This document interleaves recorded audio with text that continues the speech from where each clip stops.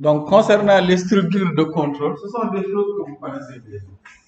Vous les avez déjà vues en langage C, vous les avez aussi déjà vues en Java, en langage Java. Et les structures de contrôle s'utilisent de la même manière. Sauf qu'ici, bon, il y a peut-être quelques structures de contrôle assez qui peuvent être nouveaux pour vous. Bon, et que sont peut-être les boucles for each. Bon, sinon, tout le reste, vous avez aussi déjà vu en Java ou en langage. Bon, même si vous avez travaillé avec les collections sous Java, vous avez peut-être vu la fonction for each. La boucle for each. Bon, nous allons voir après quelques exemples. Mais il y a deux types de structures de contrôle, comme avec Java ou langage C. Il y a les structures euh, de contrôle, comment on les appelle, les structures itératives, et l'autre là, avec les multiples, comment on les appelle, les structures. Hmm? J'ai oublié le mot. Il y a un nom, hein? Oui, les structures conditionnelles, voilà. C'est ce que je cherche. Donc, il y a deux catégories. Il y a les structures conditionnelles et les structures itératives. Les structures conditionnelles permettent de poser une condition qui, quand elle est valide, on exécute un bloc d'instructions ou des instructions. Tandis que pour les structures itératives, cela permet de répéter un ou des instructions un certain nombre de fois, bien tant qu'une condition est vérifiée. Donc, c'est ce que nous allons voir dans cette partie. Et il y a peut-être le else opérateur que peut-être vous avez vu en PHP sommairement. Donc, d'abord, nous allons voir ici donc la structure conditionnelle if. Elle fonctionne toujours de la même manière qu'en langage C et en Java. C'est if condition. Et si la condition est vérifiée, on exécute une instruction ou un bloc d'instruction. Quand la condition n'est pas vérifiée, vous pouvez toujours utiliser un else if pour causer une autre condition ou bien un else. Voilà. Donc, cela ne change pas. Par exemple, ici, nous avons déclaré val1 égale à 10, val2 égale à 40. Et là, on effectue un test.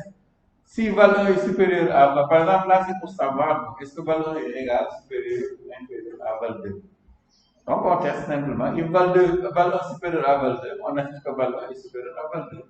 Sinon, si val1 est inférieur à val2, on affiche que val2 est donc. Ah oui, puisque je me suis trompé sur le message. Non, non, c'est bon. Que val2 est supérieur à val1. Sinon, si val1 n'est ni supérieur ni inférieur à val2, val1 est forcément égal à val2. Voilà. Donc, la structure conditionnelle ici, qui fonctionne toujours de la même manière. Rien de changé. Voilà.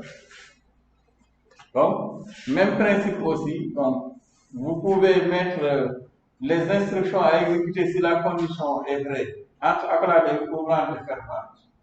Voilà. Mais si vous ne mettez pas accordé au courant de fermage, comment l'engager en Java, il y a la première instruction immédiatement après le livre qui est concernée par la condition. Donc, quand il y a plusieurs instructions, mettez-les en accordé au courant de fermage. Voilà. Sinon, c'est uniquement la première qui sera considérée. Par exemple, ici, on voit bien que val2 est supérieur à val1. Si l'on regarde au niveau de la console, il nous affiche bien que 40 est supérieur à 10. Donc, pour la structure conditionnelle ici. Donc, vous avez aussi la structure conditionnelle réduite qui existe aussi en Java, je pense. Que vous avez peut-être aussi utilisé en PHP, si vous l'avez fait. Que l'on appelle aussi else operator. Donc, cela permet simplement, au lieu d'utiliser if else, de poser une condition. Ensuite, point d'interrogation. Si la condition est vraie, on exécute une instruction. Sinon, deux points, on met ce qu'il faut faire d'autre. On appelle else operator. Donc, là, on pose une condition. Ensuite, point d'interrogation. Voilà, pour voir est-ce que ça renvoie true ou false. Si ça renvoie true, on exécute un certain nombre d'instructions. Voilà, et deux points, donc, bon, ce qu'il faut faire, instruction 2 si c'est faux. On appelle aussi des opérateurs. Par exemple, on peut tester pour voir si 2 est supérieur à 5. Par exemple, et là, on va mettre l'inscription ou le bloc d'inscription à écrire SSL. Par exemple, là, on a un petit peu switch. Je supérieur à 5. Depuis on ne va jamais l'afficher. Et 2 points. Qu'est-ce qu'il faut faire si c'est faux?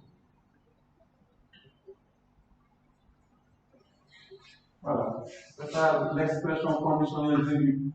C'est la même chose aussi que si on écrivait if de supérieur à 5.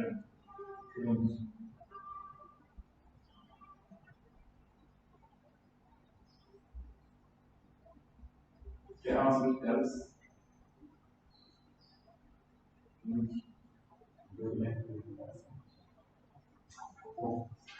C'est un raccourci, simplement. Donc, qui est aussi utilisé. Je pense que vous, si vous avez déjà fait PHP, normalement, j'utilise d'abord. Même aussi en Java. On appelle une expression conditionnelle réduite ou bien l'élusion opératoire. C'est là. Expression conditionnelle réduite.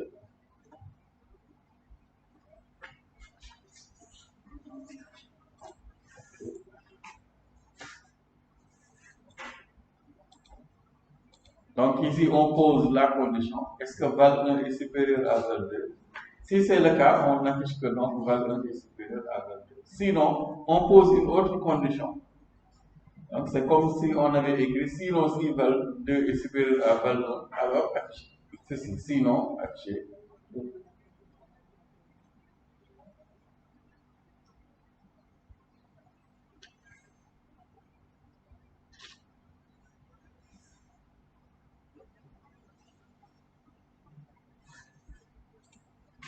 Expression conditionnelle réduite. Ensuite, autre élément des expressions conditionnelles réduites, c'est le switch case, que vous connaissez aussi. Voilà, donc, switch case ou branchement conditionnel, comme en langage C, permet, selon une condition, les valeurs d'une condition, de poser plusieurs instructions, plusieurs cas. Par exemple, ici, nous avons déclaré ici var genre égale h. Ensuite, il y a un switch sur h.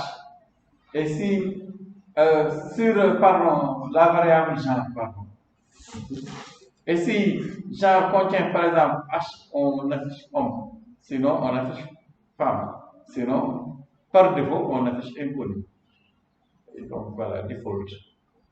Même fonctionnement qu'en langage C. Donc vous avez les case, le default, donc, qui gère les valeurs qui sont différentes des valeurs posées dans le case. Switch case. Donc, là aussi, même fonctionnement. Donc, en langage C,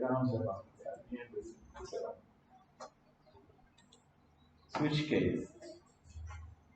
Ensuite, nous avons les boucles for pour les structures itératives.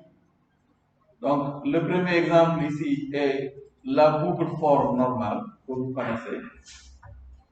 Voilà. Donc, et ici, un exemple avec for in. Donc, ici, vous avez simplement une boucle for classique, for i, où vous avez un compteur que l'on parcourt ici. Là, c'est simplement pour i à l'âge de 0, A5, à A5 exclu, on affiche i. Idem pour j, sauf qu'ici, bon, dans l'exemple, j'ai combiné ici deux variables. Vous avez la même syntaxe en Java. Donc, for i égale à 0, et aussi j égale à 0. Et là, on va afficher i et j tant que j est inférieur à 5. Et quand j n'est plus inférieur strictement à 5, la tête s'arrête. On utilise aussi for in et for off, for each, mais surtout pour les collections. Par exemple, là, il s'agit d'un tableau initialisé. Donc, qui contient les éléments 12, 13, 14. Donc, comme avec les collections, on écrit simplement for var, donc la variable qui va permettre de parcourir la collection. Ensuite, in tab, donc for val, in tab, donc la collection tab, on affiche, voilà val. Val ici va permettre de parcourir les éléments du tableau. Donc, on pouvait aussi utiliser for i égale à 0, i inférieur à tab.length, i prime tab de i, comme à l'inverse. Donc, là, pour parcourir une collection. Bon, juste un exemple avec la boucle for. Bon, j'enlève les autres exemples pour avoir plus d'espace. Par exemple, vous avez la boucle for classique.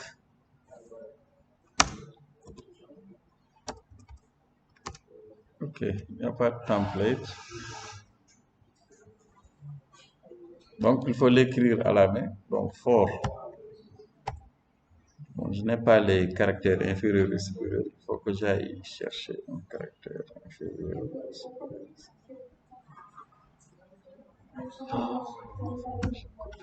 Ah. Donc, for i égale à 0, par exemple, i inférieur à 10, i plus, voilà.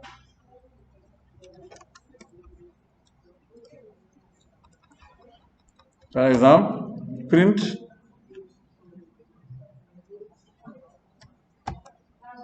voilà, vous pouvez afficher $i. Bonjour.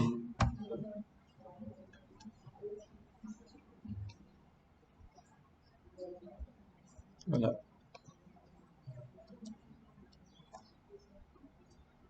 Par exemple, donc ici j'affiche simplement donc bon, comme je pense que je l'ai mis ici.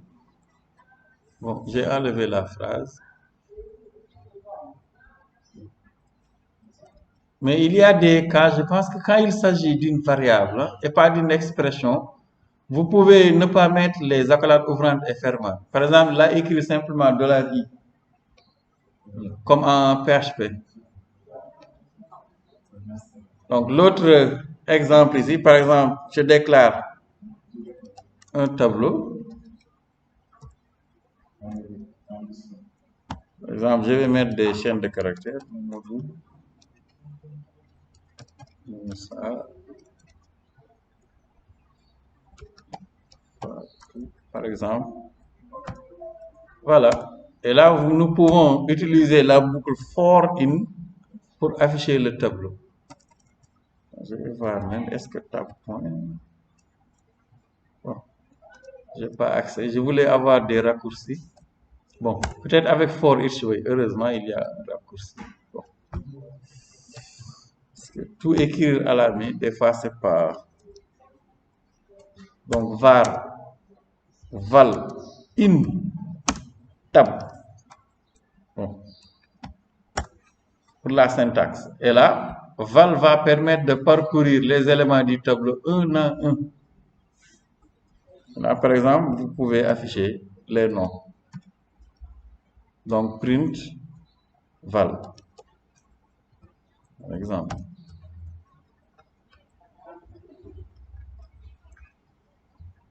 Et là, si vous l'exécutez, vous voyez, il vous affiche donc les différents noms un à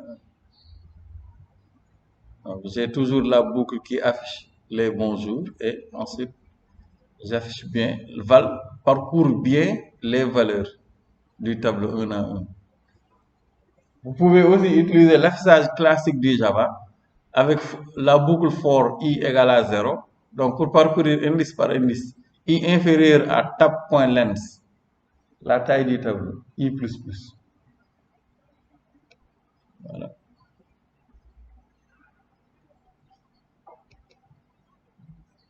Bon, il y a aussi cette bizarrerie. Bon, nous verrons avec les tableaux dynamiques. Dynamique, voilà. Je pense qu'il permet, si je ne me trompe pas, d'utiliser bon, voilà, ces tableaux qui sont assez bizarres, où l'on peut mettre des valeurs de différents types, ce que l'on ne peut pas faire avec Java. Vous pouvez formater le code. Voilà. Et là, quand vous exécutez, vous voyez, donc pas de problème. Donc, vous voyez, un tableau, il y a un entier, une chaîne de caractères et un tableau. Et un booléen. Ce qu'on ne peut pas faire en Java. En Java, les éléments du tableau portent le même titre. Bien à la base. Mais ici, j'ai hâte de faire peut-être l'héritage du. Le personnage, non.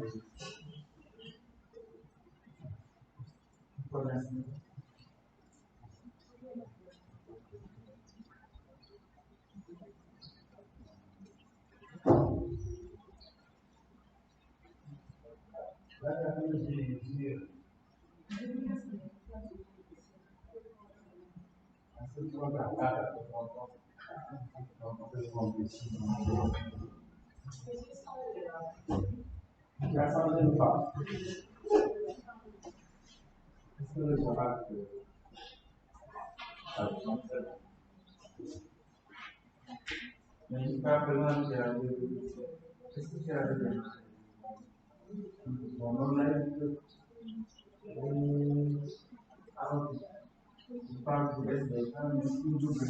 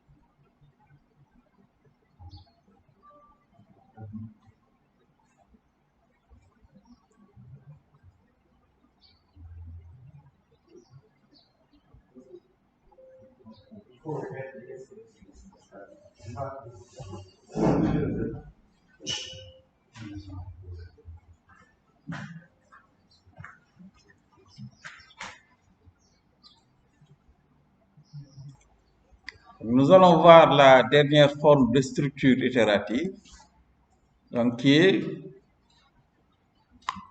for in, ok. Que sont donc plutôt les boucles while? Si j'ai mis for each.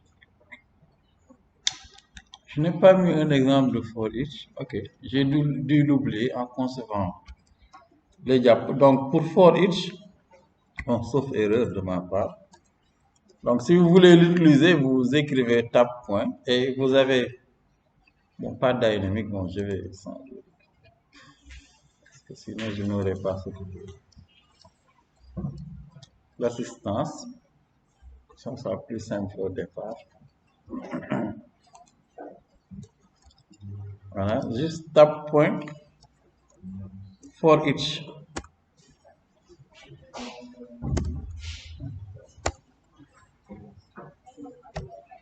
Bon, qui s'utilise d'une manière assez particulière au départ, mais bon. Au moins ici, l'élément va parcourir le tableau. Voilà, donc pour for each.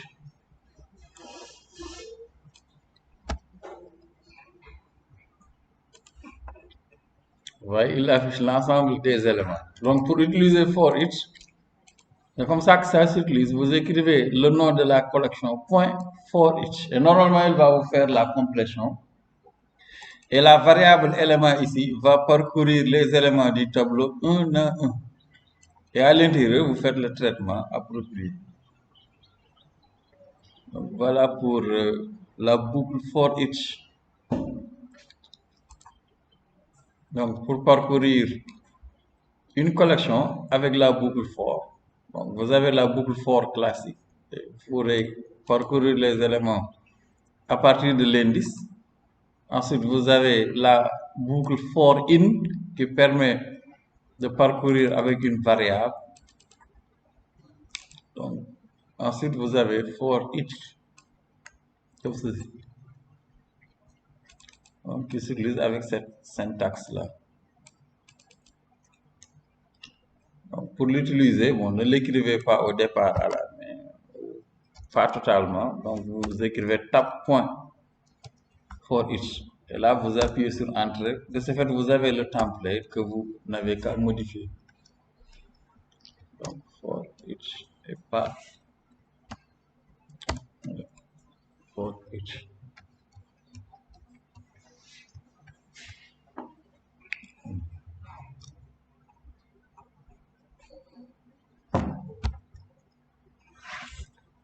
Donc, concernant aussi les boucles while et do while, pas de changement majeur. C'est la même manière de les utiliser en langage C et en Java. Donc, c'est toujours tant que condition vraie, instruction. En n'oubliant pas, d'initialiser les variables de la boucle, de la condition. Et il faut aussi qu'à l'intérieur, que la variable ou les variables impliquées dans la condition de la boucle soient modifiées à l'intérieur. Sinon, la boucle ne s'arrêtera jamais. Vous obtiendrez une boucle infinie. Do while aussi fonctionne de la même manière. Donc, on va exécuter les instructions tant que la condition est vérifiée. Et la différence, c'est qu'ici, on teste avant de commencer la boucle, tandis que là, on exécute au moins une fois avant de voir est-ce qu'on continue ou pas avec do while. Donc, même principe de fonctionnement que ce que vous avez vu en langage C et en Java.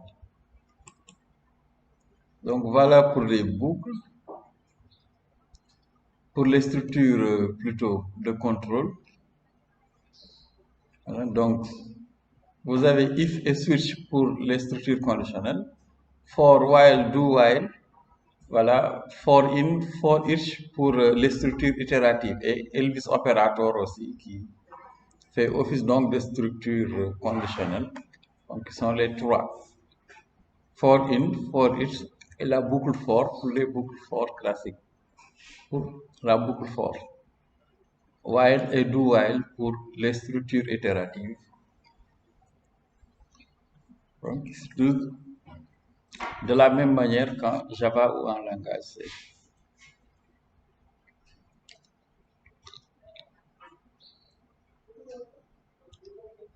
Voilà.